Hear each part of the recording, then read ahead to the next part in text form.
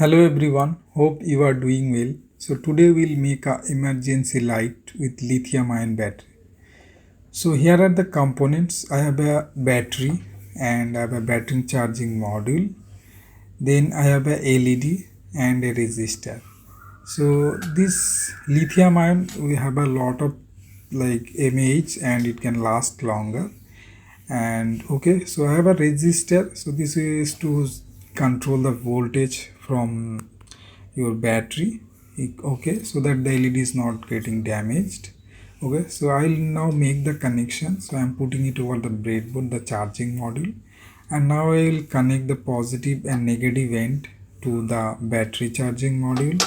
Okay, so in the battery charging module you can see like there are positive and negative terminals, so you have to just see it and make the connections. You can solder also this connection. So this is a prototype version so that you can extend it and make useful gadget with it.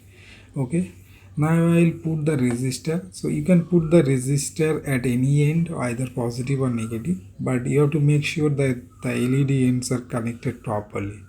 So the LEDs will have a marking like a cut mark at the side, so that indicates the negative side. So you can check that and make the connection. So I'm checking that part. Okay, now I will put it into the breadboard.